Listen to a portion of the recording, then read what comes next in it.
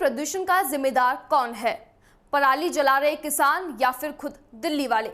नमस्ते, मैं हूं आपके साथ शिवांगी पारिक। प्रदूषण का अर्थ क्या है?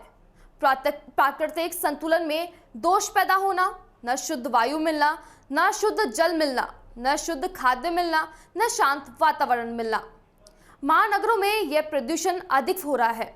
वहीं 24 घंटे कारखानों में धुआं, मोटरसाइकिलों का काला धुआं इस तरीके से फैल गया है कि स्वस्थ वायु में सांस लेना दुर्लभ हो गया है।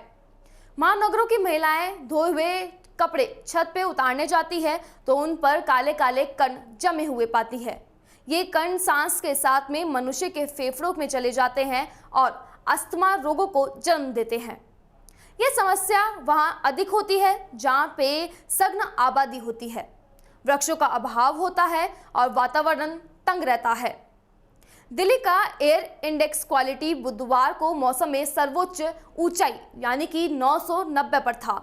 हवा सबसे जहरीली थी, तब भी उसमें पराली का योगदान महज 5% था। किसी किसान ने इसका दावा नहीं किया, बल्कि निगरानी करने वाले पृथ्वी विज्ञान मंत्रालय की संस्था सफर यानी कि India system air of quality with weather forecasting and research का जारी किया गया आंकड़ा है, जो वैज्ञानिकों ने निकाला है। हालांकि अपनी नाकामियां छुपाने के लिए नेता कुछ भी नहीं कह पा रहे हैं।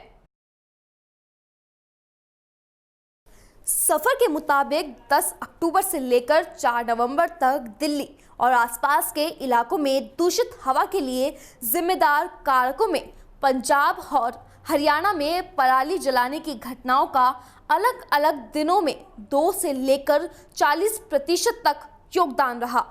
इस दौरान सिर्फ 3 दिन ऐसे थे जब प्रदूषण में पराली की भूमिका 23% से अधिक रही है। पर्यावरणविदों का कहना है कि दिल्ली एनसीआर के प्रदूषण के लिए किसानों को कोसना छोड़िए, अपनी गलतियों को सुधारिए, तभी लोग साफ हवा में सांस ले पाएंगे। दरअसल नेता ऐसी प्रजाति है कि वो आसानी से अपनी गलती पर पर्दा भी डाल देती है और उसका ठीकरा दूसरों पर फोड़ देती है।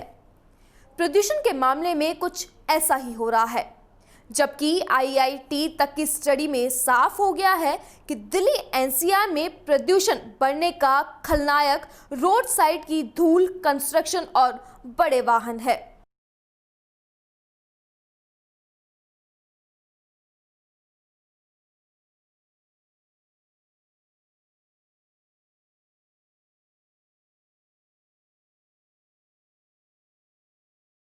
दिल्ली एनसीआर में प्रदूषण के लिए पराली तो यूं ही बदनाम हो चुकी है। इसे लेकर कई साल से किसान सवालों के घेरे में है। कुछ लोग उन पर देश की राजधानी की हवा को जहरीली बनाने का आरोप लगाते हैं, इसलिए पराली जलाने वाले किसानों पर एफआईआर हो रही है। राष्ट्रीय किसान महासंघ के संस्थापक सदस्य विनोद आनंद ने सवाल उठाया कि प्रदूषण में अब जहरीली पराली का योगदान महज 2 से 40% के बीच ही है, तो सिर्फ किसानों पर ही एफआईआर क्यों की जा रही है? कंस्ट्रक्शन जैसे कि इसके दूसरे बड़े कारक हैं, इनके लिए जिम्मेदार लोगों पर कार्रवाई क्यों नहीं? बड़े वाहन चलाने वालों पर कार्रवाई क्यों नहीं है?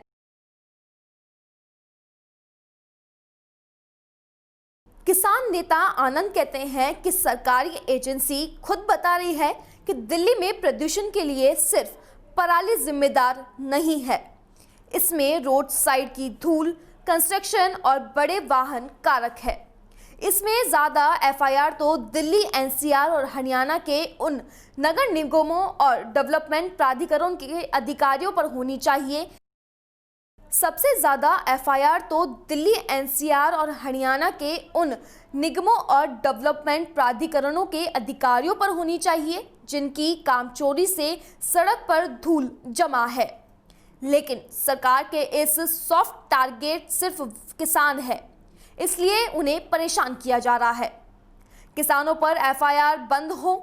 दिल्ली के प्रदूषण पर वर्ष 2016 में इंडियन इंस्टीट्यूट ऑफ टेक्नोलॉजी यानी कि आईआईटी कानपुर के एक स्टडी की थी। इसकी रिपोर्ट दिल्ली सरकार और प्रदूषण नियंत्रण कमेटी को सबमिट भी की गई थी। यह रिपोर्ट सार्वजनिक है। इसमें बताया गया है कि यहाँ प्रदूषण के लिए कौन कितना जिम्मेदार है। एक रिपोर्ट के बाद भी नेता लोग सिर्फ पराली और किसानों पर निशाना साध रहे हैं।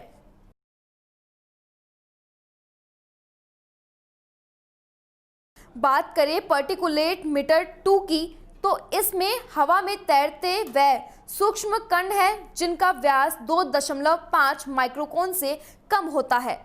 इनमें हिस्सा 33% है। पर्यावरणविद एन शिव कुमार कहते हैं कि दिल्ली में प्रदूषण के लिए सिर्फ हरियाणा, पंजाब और के किसानों को जिम्मेदार ठहराना ठीक नहीं है। इसके लिए खुद दिल्ली के लोग सबसे बड़ी वजह है।